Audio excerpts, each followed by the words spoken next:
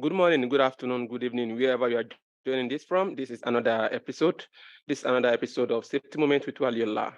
Yeah, quickly, I came across this proposal I wrote to one of our top transport company, that is logistic company, and I decided that okay, let me share this with us for us to understand how a sample actually of how we can develop and implement a behavioral based safety program, most especially for drivers. The focus here is to change or to work on the behavior of drivers in order for them to understand the area of safety and to even when they are not being supervised or being monitored, they comply wherever they are because drivers, for you to start monitoring them all over wherever they are, is going to take a long process and extra cost. But establishing a behavioral based safety program will help us in understanding how we can change.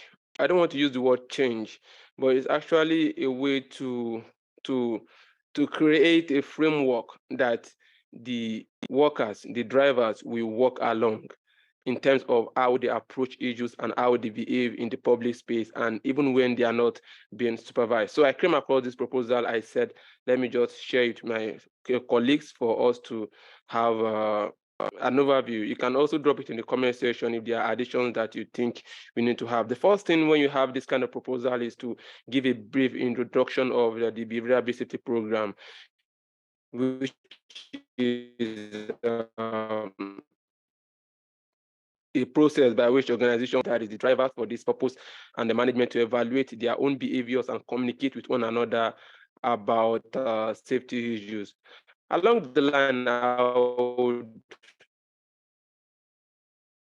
as the week goes on, I'm going to share some tips. I think I've done that before in some of my videos, but I'm going to share some tips about how we can also improve the behavior and be safety or procedures to go about it. So then after giving you a bottom-up approach, that is for the frontline employees, most times it's about, no, we have top-down approach, we have bottom-up approach.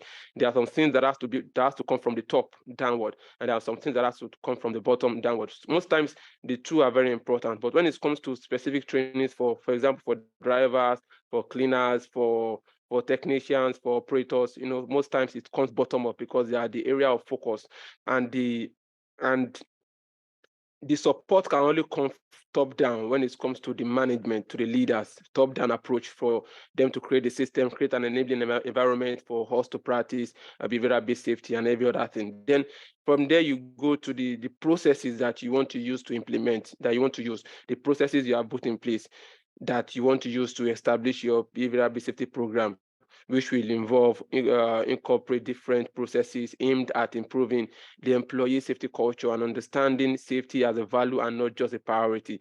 Yeah, this is not the time to us talk about safety culture now. So let's just go down because of time.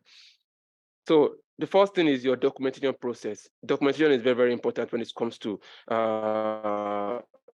behavioral safety. In fact, safety management entirely. There's a common saying: if it's not documented, it's not done. So for us to have a documentation process, there are a whole lot of them. These are just a few. We have your SOPs, standard operating procedures, how your workers will behave, the SOP for awareness, the SOP for supervision and monitoring, the SOP for driving, the SOP for inspection, the SOP for reporting and recording of incidents. Everything must have your SOPs. It's very important. And your checklist. Checklist is also very important for your drivers. Checklist for their equipment. Checklist for their daily routine. Checklist for their route where they are passing, where they are going to pass through after doing thorough inspection. Their safety records of incident near misses, non-compliance, and everything is also part of the documentation process you need to put in place. Then your feedback system too is also very paramount. Feedback system, then your driver's profile. Your driver's profile is very important. In case you want to encourage them, want to motivate them, or you want to sanction them, their profile should be, you should have a database for all your drivers for you to know when and what to do for each driver.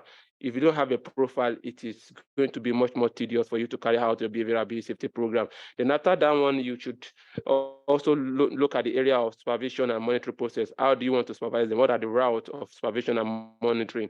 I listed a few of them here. That is tracking safe and unsafe practices and general non-conformance. You need to have a way to track the practices of your workers, safe practice and unsafe practice, and their non-conformance, then there should be a way of monitoring, which is part of what we are advised. These are our client then for through our proposal. And this will also include various incidents such as near miss, accident, and dangerous occurrences. Then from there, random supervision of drivers, then their mental health is also very important. There's what we call mental health first aid, MHFI. It's also very important. MHFA, sorry, which is very important. Mental health first aid, which is also part of what we wanted to incorporate for the organization that we wrote this proposal for. Then the public feedback system too is very important. How do the public feedback give feedback? There's a common way that we used to see where you were right at the back of the truck. Am I driving safe? If not, call. Yeah, I also recommended the other way. We call it there's a time we call it reverse psychology. Where instead of writing the negative, if I'm not driving safe, call. You should put it in the positive way so that even someone who is seeing the driver that is driving safe will report. Even someone who's seeing that the driver is not driving safe, when he sees such thing like if you are driving, if I'm driving well, please encourage me by calling my boss and appreciating me. Is that you are not driving well, we are going to report you because I did the other way. So it's reverse psychology, and I also give that as part of how we should create a good public feedback system. Then we also give them what we call intensive and recognition programs, which I highlighted some of them in order to encourage the workers. Incentives are also very important, even though there are a lot of conspiracy about it, because sometimes workers want to do something because of what they want to get in return. At the end of the day, it will not drive the safety culture. But there's also what we call the power of repetition.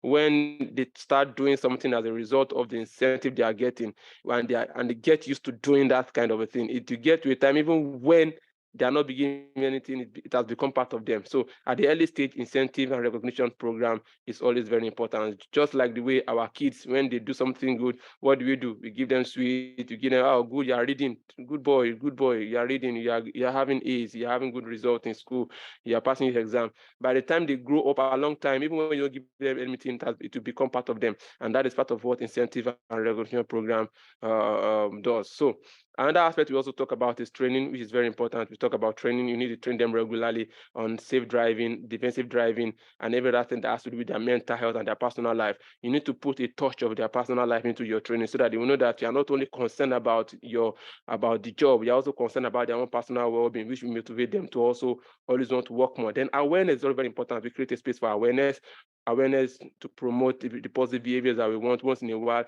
there should be awareness programs in the workplace and the likes. Then method of creating awareness, training, in company newsletters, meeting, and signages, and well, then from there we talk about the project phase. It can happen once.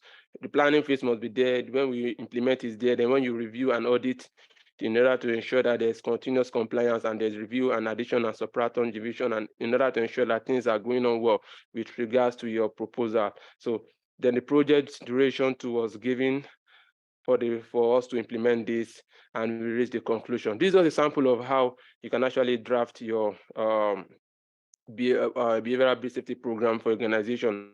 Should in case you need us to draft a sample proposals for you, or you need us to come and implement and help you to develop a particular management system, you're having any safety issue, any area of safety that you want us to address, we are always there for you. Thank you for watching. We hope it added value to you, and see you in the next video.